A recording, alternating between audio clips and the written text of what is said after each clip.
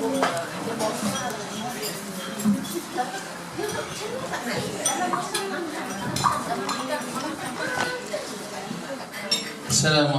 warahmatullahi wabarakatuh. Bismillahirrahmanirrahim. Alhamdulillah. Summa alhamdulillahilladzi hadana lihadza wa ma kunna linahtadiya laula an hadana Allah. Salatullahi wa salamuhu ala nabiyyina al-Mustafa Muhammad ibn Abdullah wa ala alihi wa ashabihi ajma'in. Qalu subhanaka la ilma lana illa ma 'allamtana innaka antal alimul hakim. Allahumma 'allimna ma jahilna. Ya Allah, ya Tuhan kami, ajarkanlah apa-apa yang kami tak tahu. Wa zakkirna ma nasina, dan ingatkanlah kepada kami apa-apa yang kami terlupa. Rabbi yassir wa la tu'assir ya karim wa tammim bil khair, amma ba'd. Wa qala an-nabi sallallahu alaihi wasallam, man ahabba an yabsuta lahu fi rizqihi wa yunsa'a lahu fi atharihi falyasir rahimahu. Nabi SAW bersabda, sesiapa yang inginkan rezekinya diluaskan dan dipanjangkan usianya, maka jalinkanlah hubungan silaturahim dengan insan. Yang bahagia, terima kasih pada pengacara majlis, yang bahagia pengerusi alumni mungkin kot, kan, pengerusi persatuan kita, yang dimuliakan guru itu cikgu apa nama dia kan, cikgu Saiful. Cikgu Saiful, Allahu Akbar. Dan hadirin hadirat yang dirahmati Allah, alhamdulillah Allah Subhanahu wa taala panjangkan usia kita untuk kita sama-sama berhimpun pada petang ini. Yang kita melihatkan salah satu daripada agenda kehidupan manusia ini menghubungkan silaturahim. Itu sebabnya tuan-tuan, bila saya tengoklah petang ni tuan-tuan, bukan mudah untuk kita himpunkan kawan-kawan, sahabat-sahabat. Tetapi apabila kita mampu himpunkan sahabat-sahabat ni tuan-tuan, yang mana tuan-tuan kadang-kadang kita adik-beradik pun tak mampu nak berhimpun tuan-tuan. Adik-beradik rapat ni, pernah daripada kecil sampai besar tuan-tuan hidup dengan dia. Tapi tuan-tuan dengan rakan-rakan ni kita mampu himpunkan bersama, walaupun tidak ramai. Tetapi tuan-tuan, inilah yang kita panggil sebagai iman. Kita mampu himpun sama-sama tuan-tuan sebab kita ada iman. Imanlah yang menghimpunkan kita. Itu sebabnya tuan-tuan, nikmat iman, nikmat yang tidak boleh kita kufurkan.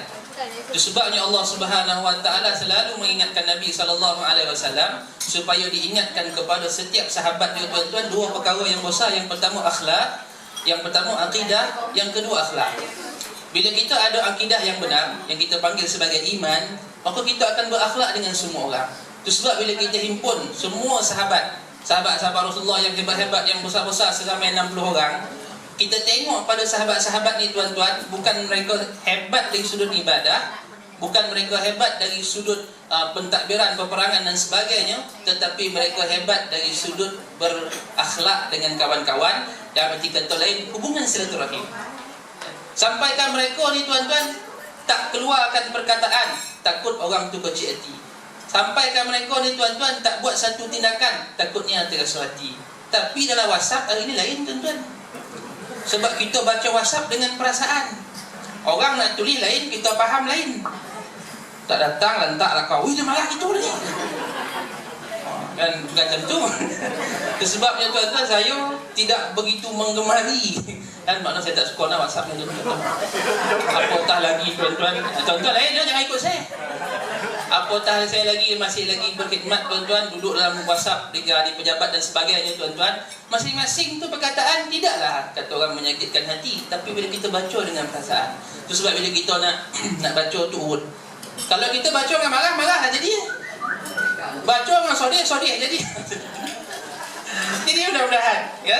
Hari ini tuan-tuan, sebagaimana kita faham Rasulullah dalam kehidupan dia tuan-tuan, dia bagi masuk ni tuan-tuan dalam 5 perkara. Ini yang kita kena pegang tuan-tuan. Yang pertama tuan-tuan, Rasulullah dia bagi masuk dia untuk apa tuan-tuan? Salat, zikir, munajat. Ini akhlak Rasulullah.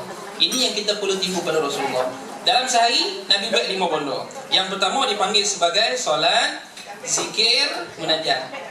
Pondok wajib. Itu sebabnya tuan-tuan, orang yang tak solat, dia tak mampu nak hubungkan silaturahim.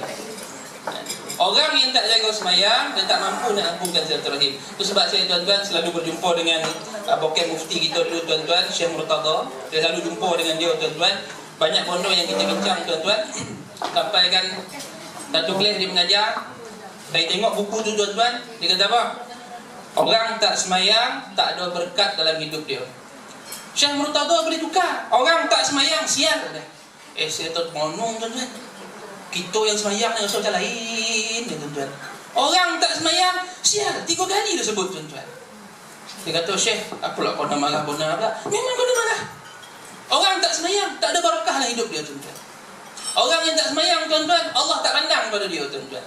Maka semayang benda utama. Itu sebab dalam urusan kita menghubungkan silaturahim ni tuan-tuan, kita buat pengisian untuk kita ingat pada Allah. Dan ia bukan sahaja boleh menjalinkan hubungan kita, malah boleh meningkatkan iman kita tuan-tuan.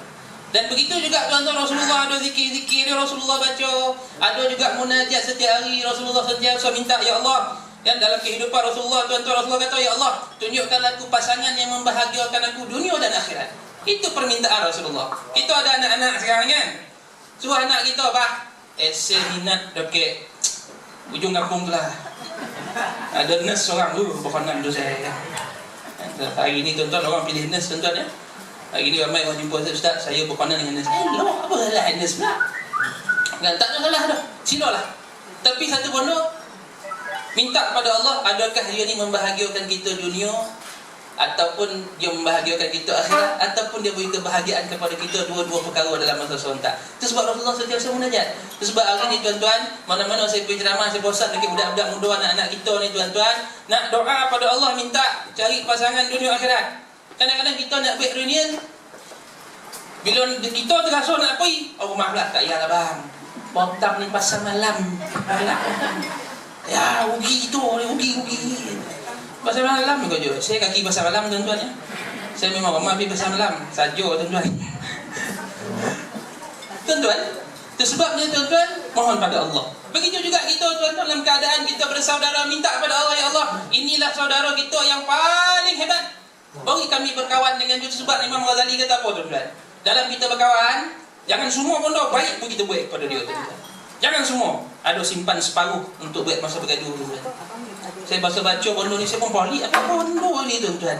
Rupanya Imam Ghazali kata tuan-tuan, ada kalanya tuan-tuan manusia ni akan tergelincir dan menyakitkan hati orang yang pernah baik-baik pada dia tuan-tuan. Jadi sebab itu tuan-tuan, bukanlah kita ungkit tak boleh. Tapi ada bodoh, dikala dia marah pada kita tuan-tuan, dikala itulah kita tunjuk kebaikan kita yang sebenar dengan perkataan dan minta maaf. Ni tuan-tuan, dan minta maaf. Tapi jangan tambah pula, dia minta maaf walaupun dia tak bersalah. Itu satu hal tuan-tuan. Satu hal lah. Itulah kebaikan yang paling hebat yang ada pada Rasulullah, yang kita kena contoh. Yang pertama kita panggil apa tuan-tuan? Solat, munajat, zikir. Itu benda yang kita tak boleh tinggal. Yang kedua tuan-tuan, ada pula maksudnya tuan-tuan, Rasulullah SAW dia bagi maksud dia tuan-tuan kepada perkara dipanggil sebagai tafakur, iaitu berfikir tentang kebesaran Allah, ataupun kita panggil apa tuan-tuan? Muhasabah. Macam itulah tuan-tuan, makin masa kelawan dah semua pipi dicin, dah jumpa ni ada kadut ada. Makin semua anda kan makin tuan-tuan. Jumpa muda-muda kebaya tu muih. Dah bosan ni sama pula, bawahnya atas sama dah. Adik, kita tengok itu pondok yang kita panggil sebagai muhasabah. Itu sebab Rasulullah dia banyak berjumpa tuan-tuan. Ada masuknya tuan-tuan, Rasulullah akan fikir perkara berkaitan benda-benda baik, dia akan teruskan. Benda-benda yang buruk, dia akan buang. Itu benda yang kita kena buat kita sebagai manusia. Benda yang baik, pergi masuk masjid, menghubungkan silaturahim, jumpa kawan-kawan, sapa kawan-kawan. Cumanya hari ni tuan-tuan, dalam bab kita menyapa kawan-kawan, cuma jangan berlebihan. Apa maksud saya tuan-tuan? Kita ada rumah, kita tahu lah tuan-tuan ya. Bila dia dalam WhatsApp dia tu kerang, oi, laki sekolah pun tak sedar. Kau ni laki kau tidak. Siap marah lagi. Siap mongi. Kan? Itu sebabnya tuan-tuan, orang barat dia buat kajian tuan-tuan. Kata saya Dr. Susan kata saya. Dia buat kajian tuan-tuan. Dari sudut orang yang suka main handphone ni tuan-tuan, yang pertama WhatsApp khususnya, yang pertama dia merosakkan bahasa. Dia bakal merosakkan bahasa. 10 tahun akan datang. Awak katnya. Bayangkanlah jawab bahasa Melayu macam tu. Tak ada Makkah tuan-tuan. Tak ada Makkah. Kan? Ya, macam-macam. Ada satu bodoh tu. Saya budak-budak ni. Saya sekarang pergi ke apa ni, UC-UC saya pergi kan. Dia punya bahasa tu saya pun poning. Nai si apa saya satu kosong. Itu bodoh ni. Kau siu tu naik kau hajar tu dah ada. Macam mahal dah ada tuan-tuan. Rosak bahasa tuan-tuan.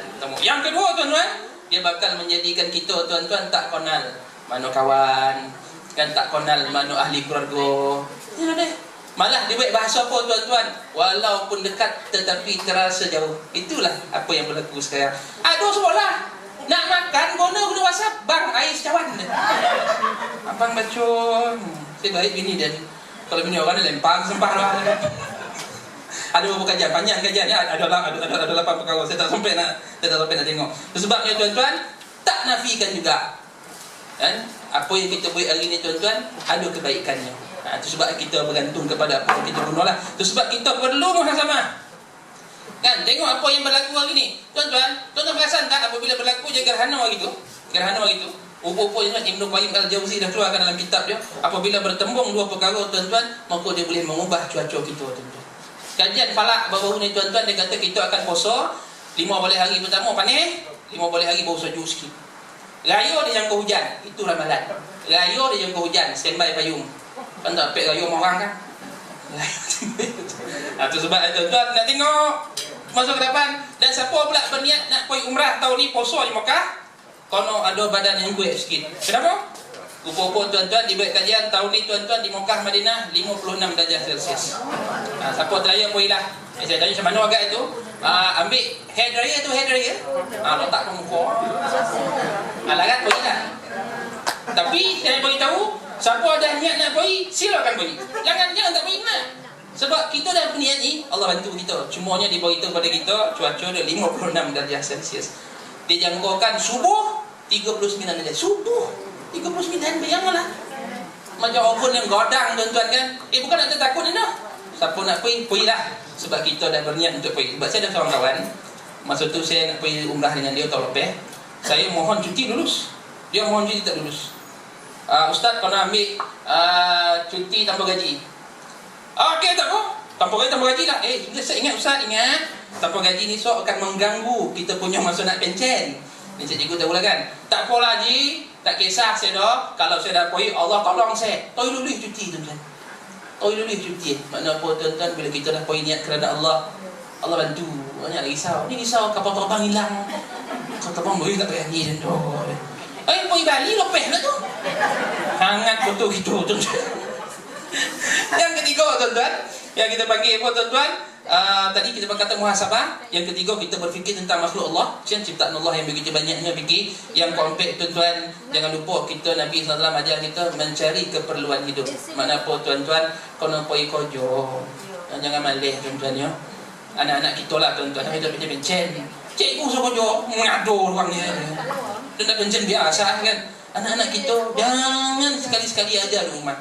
Sebab saya tuan-tuan 2 minggu lepas saya jumpa dengan Dr. Zahzan. Masa tu dia tengah menghasilkan tulisan berkaitan dengan cerita-cerita berkaitan dengan Maryam, tafsir berkaitan dengan surah Maryam ni tuan-tuan. Saya baca satu pondok tuan, menariknya tuan-tuan, dalam surah Maryam ni, walaupun Maryam ni tuan-tuan dia tinggal seorang-seorang, dia bila malaikat Jibril kata nak masukkan roh dalam badan dia, sebab Allah boleh mengandungkan dia walaupun dia tanpa suami. Apa yang berlaku ketika tu tuan-tuan? Maryam ni dia lari daripada rumah dia tuan-tuan. Ada riwayat kata di Baitul Muqaddis, dia lari ke Baitul Laham. Dia duduk di sana tuan-tuan, ahli keluarga dia cari tak jumpa-jumpa tuan-tuan. Tak jumpa-jumpa. Maka ketika dia nak melahirkan Nabi Isa ni tuan-tuan, yang pertama ni tuan-tuan, Allah suruh dia bersandar tuan-tuan. Allah suruh dia bersandar. Bersandar dekat pokok tamar, sandar. Pokok tamar tak pernah berbuah. Bersandar. Mungkin ada doktor dalam ni, kaedah yang paling mudah untuk bersalin bersandar. Saya tak tahu ya, sebab saya tak bersalin. Perempuan lah dia kena ni. Sandar. Dia bersandar.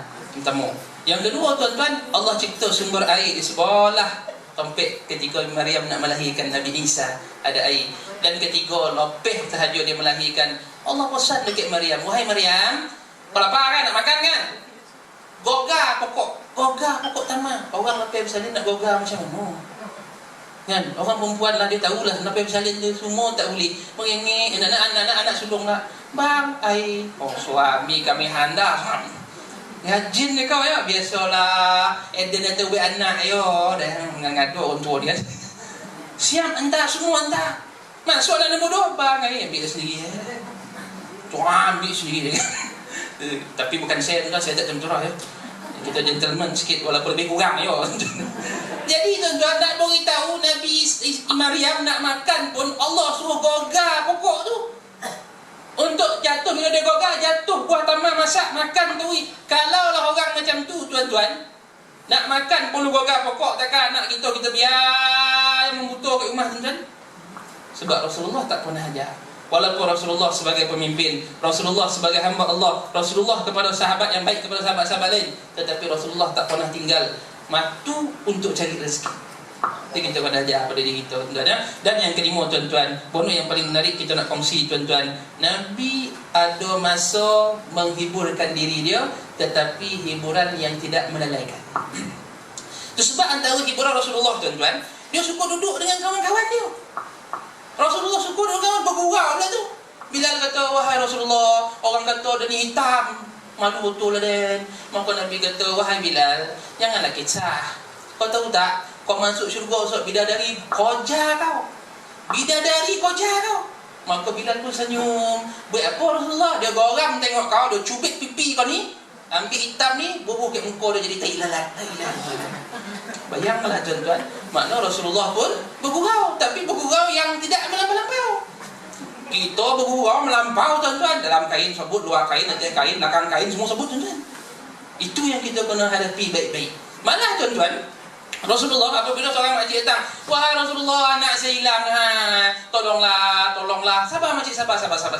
Anak makcik laki ke perempuan? Laki. Bosan mana dah? Adalah bosannya. Anak makcik mesti mata dia orang hitam, topi dia putih kan? Memanglah. Ada orang mata lain kau dia. Makcik tu pegang. Kan makcik dah suka dah. Rasulullah tengok. Rasulullah dia ada masa kita panggil apa? Bergurau dengan kawan-kawan. Dan sebabnya apa yang kita lakukan tak salah.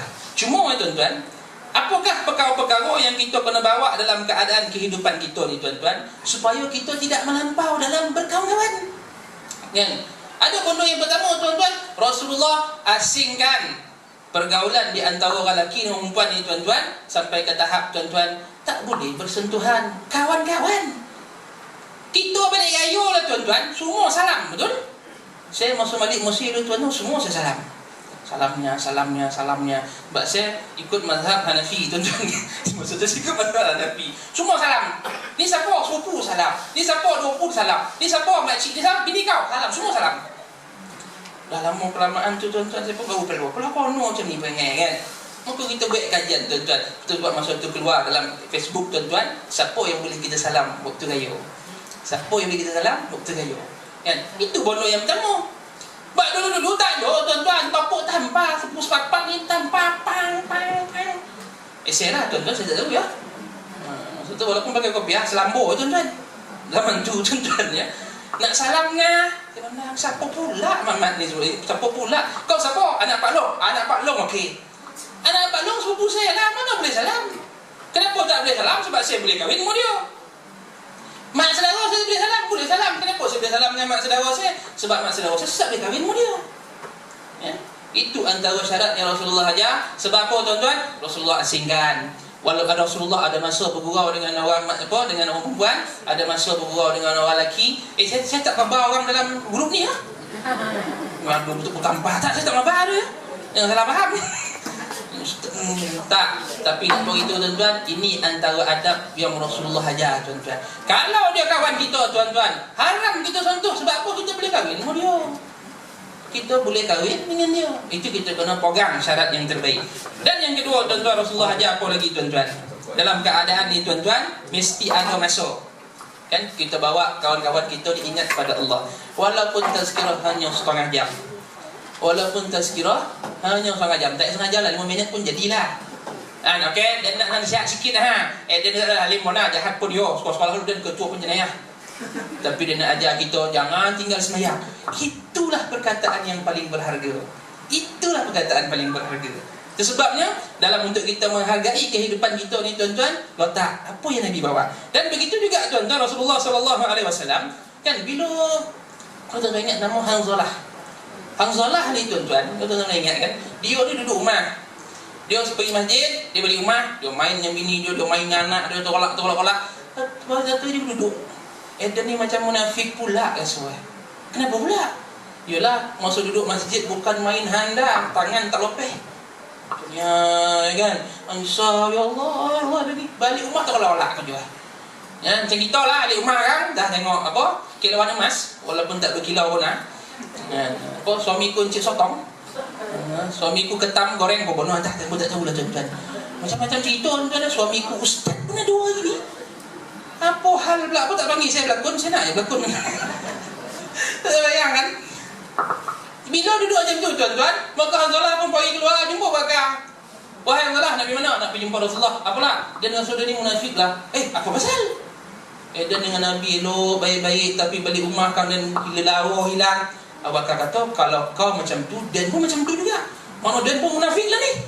Pergi jumpa Rasulullah. Maka bila jumpa Rasulullah pasal satu, ya sa'atan wa sa'atan ya Hanzalah. Wahai Hanzalah, sikit-sikit lah. Ada masa kitanya. Cuma jangan melanggar syariat. Maka ketika itu tuan-tuan, ulama kita tafsirkan tuan-tuan, apa benda yang kita kena buat dalam untuk kita hidup bermasyarakat ni tuan-tuan, supaya kita dapat satu perkara tuan-tuan, tidak terlalu tertekan. Yang pertama tuan-tuan, dua benda yang kita kurang buat. Yang pertama hari ni tuan-tuan, kita kurang senyum. Betul tak? Contohnya kurang senyum.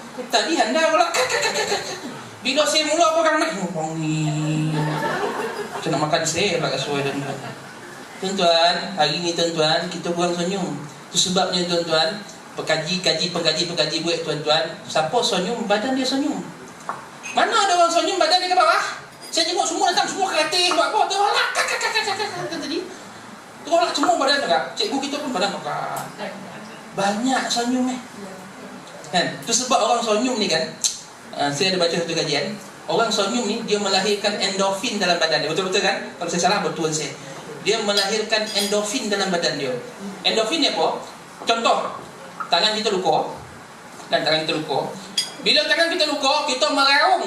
Majak mana air mata meleleh, banyak tu lah darah mengalir tuan-tuan. Tapi bila kita tangan luka tuan-tuan, kita senyum, darah pun malu nak keluar. Bukanlah kau elok tak. Kalau elok habis pita tutup tuan-tuan ya.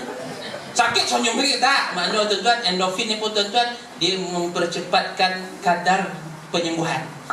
Jadi makna apa tuan-tuan? Luka tu pun dia nak nyali pun tak. Tapi cuba nak kita jatuh ya. Tapi dia meraung. Bila meraung makin lama makin mongkak. Cari kain panis, cari air batu, carinya.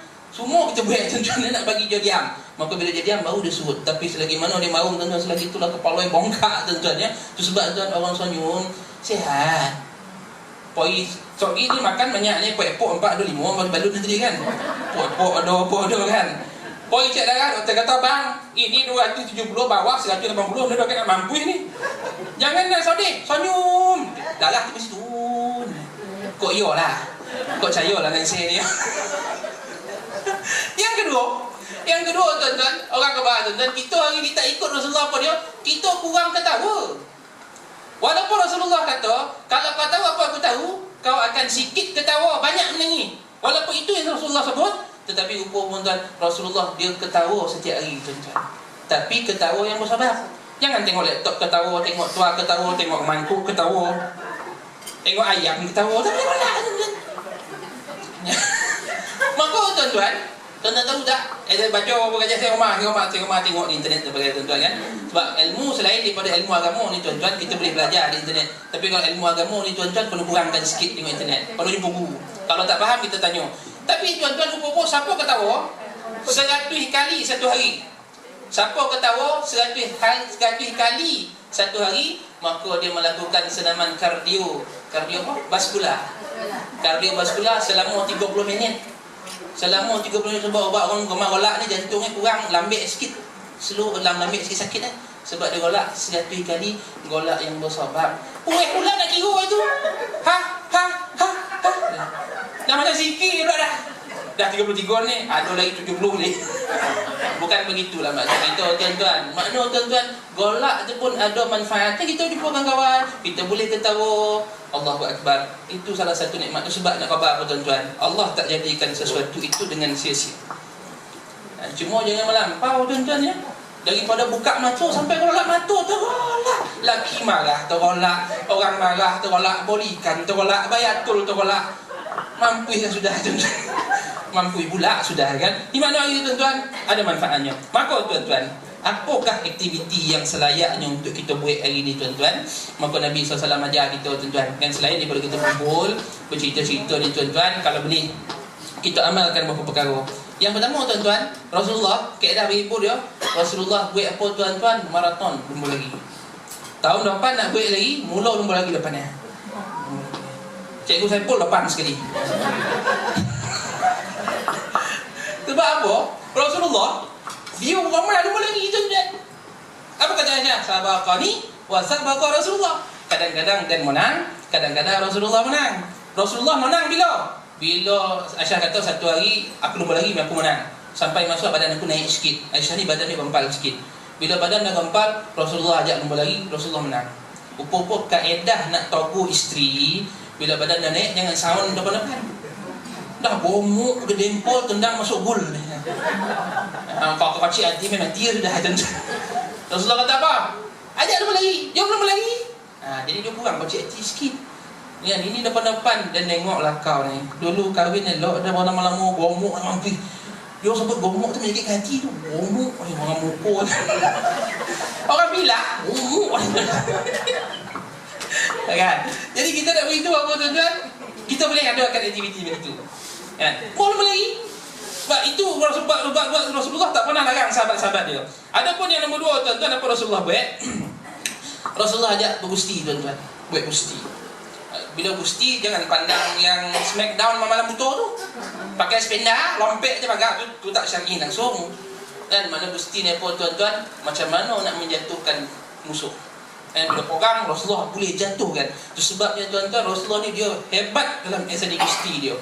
Yang kedua. Yang ketiga tuan-tuan, Rasulullah ajar apa? Memanah. Ustaz, mana mahal bolidat. Tahu tak?